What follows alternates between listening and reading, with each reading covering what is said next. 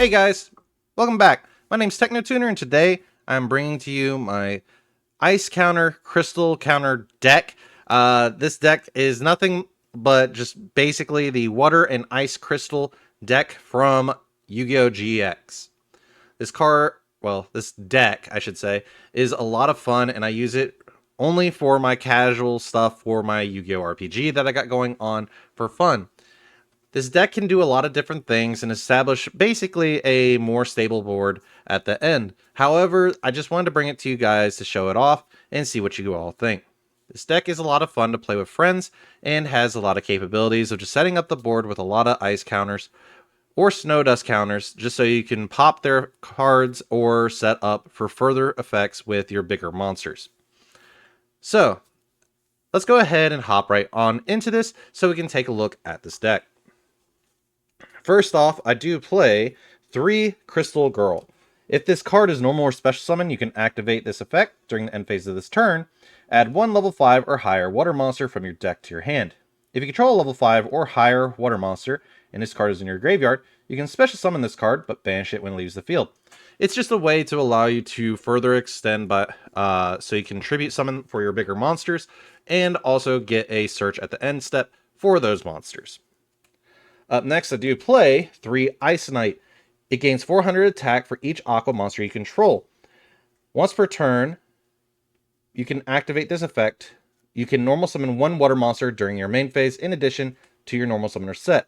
You can also cannot normal summon or special summon monsters for the rest of the turn, except water monsters, which is not going to be really of an issue for this deck because all monsters are water.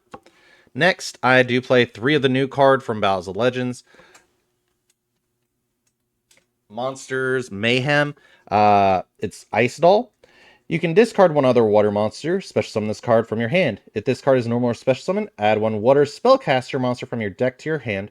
If this card is sent from the field to the graveyard, you can add 1 Ice Doll mirror from your deck to your hand. You can only use each effect of Ice Doll once per turn. You cannot special summon this turn. You cannot special summon the turn you activate any of this card's effects except water monsters. So basically, you're just going to be waterlocked with this deck through several different effects that are triggering. Next, I do play 3 of the Cold Enchanter. You can discard 1 card, target 1 face-up monster on the field, place an ice counter on that target. This card gains 300 attack for each ice counter on the field. So with Snowman Creator, you can actually place up a lot of other ice counters onto other creatures, which can get you a lot more attack with this card, allowing it to go from, say, 1600 to 2500, depending on how many monsters you're actually placing ice counters on. Next, I do play the 3 Glacial Beast Blizzard Wolf. When a monster declares an attack, you can negate the attack, and if you do, special summon 1 level 4 or lower water monster from your hand, except Glacial Beast Blizzard Wolf. At the start of your opponent's battle phase, if this card is in your graveyard and you control no monsters, you can special summon this card in attack position but banish it when it leaves the field. You can only use each effect of Glacial Beast Blizzard Wolf once per turn. It's just a fun card to use to allow you to get another normal summon, even if it is when you're negating an attack your opponent does or your own attack. It's actually a lot of fun to utilize in this deck. So that's all the 3 ofs I do play in this deck, and it's a lot of fun to use so far. But what about the 2 ofs for monsters? Well, for the 2 ofs, I do play 2 Snowman Creator. When this card is summoned, you can create a number of ice counters to equal to the number of water monsters you control. Place them on a face-up water monster, or not water monster, but face-up monsters your opponent controls. Then, if you place 3 or more counters by this effect, you can destroy 1 card your opponent controls. Next, I do play 2 Blizzard Warrior. If this card destroys opponent's monster by battle, look at the top card of their deck and return that card to the top or bottom of the deck. It is a bit janky, but it is funny to use, especially in the RPG, because you don't know what they're going to be using, let alone you don't know what card they're going to be drawing into, because that will actually also help set them back or help you out depending on what the RPG is having them doing. Up next, I do play the 2 White Knight Dragon. During either player's turn when a spell or trap card that targets this card is activated, negate the activation. If you do, destroy it. When another face-up monster you control is targeted for an attack, you can send one spell or trap card you control to the graveyard.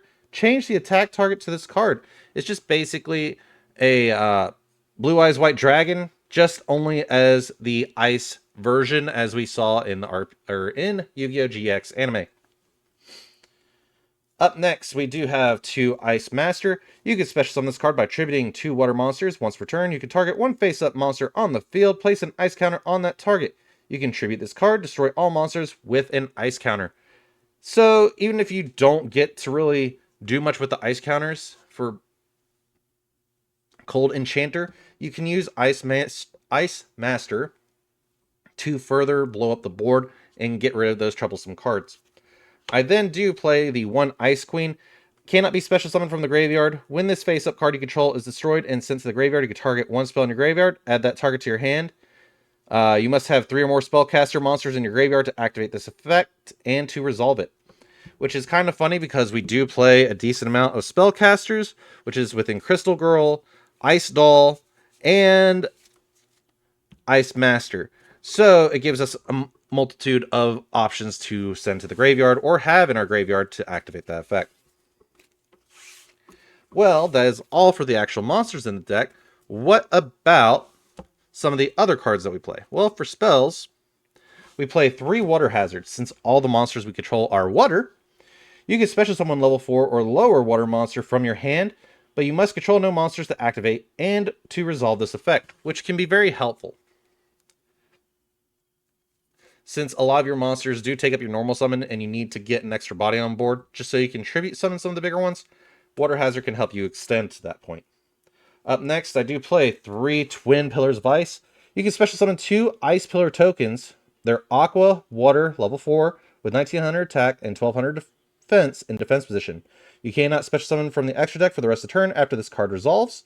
During your main phase, you can banish this card from your graveyard immediately after this effect resolves. Normal summon 1 water monster. You can only use the effect of Twin Ice Pillars once per turn. Which is very helpful, especially if you have this card and White Knight Dragon. You can activate Twin Pillars, summon 2 tokens in defense, and then establish White Knight Dragon for a 3k 2500 attack big monster. For 2 ofs, I do play the 2 Ice Doll Mirror. Send 1 water monster from your hand or face-up field to the graveyard. Special summon 1 monster from your hand or deck with the same name as 1 water monster you control. Also, you cannot special summon for the rest of the turn after this card resolves except water monsters. You can banish this card from your graveyard. Add 1 Ice Doll from your deck or graveyard to your hand. You can only use each effective Ice Doll Mirror once per turn. I do play the 2 Murray of Greed. It's basically if I draw into some monsters that I don't want to have in my hand, I can shuffle 2 water monsters from my hand into the deck, then draw 3 cards. Basically netting me a net 0 instead of just being a -1. I do play the 1 Sea Lord's Amulet and 1 Blizzard. Sea Lord's Amulet is a fun tech that I like to run for this deck, as you can send this card to the graveyard during your opponent's 3rd end phase after activation. Water monsters you control cannot be destroyed by your opponent's card effects. Blizzard is just more thematic for this deck. You can target 1 face-up spell your opponent controls this turn, negate the activate effects of that spell and all spells on the field with that same original name.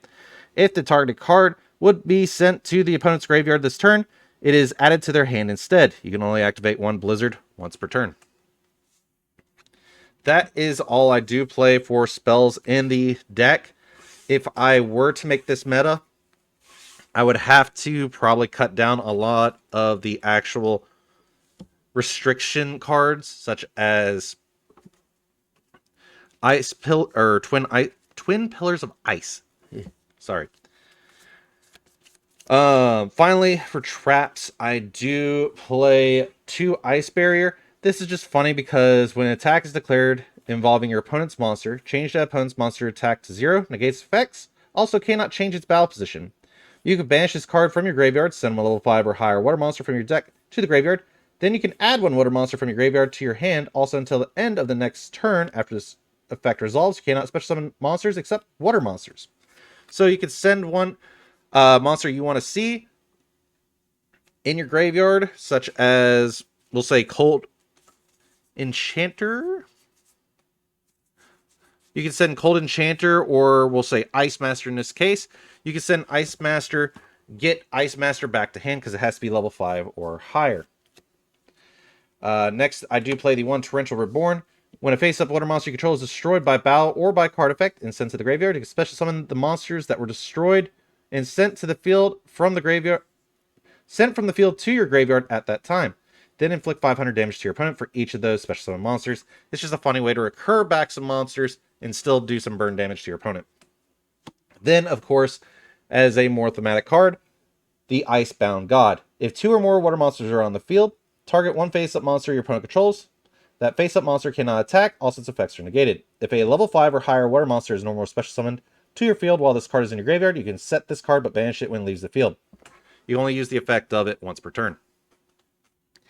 Once again, I will state and specify that this deck is literally just for casual and fun gameplay. I do use it within my RPG a lot, and it is a lot of fun to utilize and use. But if there is some ways that I would probably change this deck, I would take probably Ice Queen out of the deck, along with potentially Cold Enchanter. I would take Cold Enchanter, Ice Queen, and Blizzard Warrior out of the main deck. Probably put in some hand traps or the frogs. I would cut out Twin Pillars of Ice and Blizzard to fit in either more hand traps or other spells that could fit the deal and make it a little bit easier to go through your plays.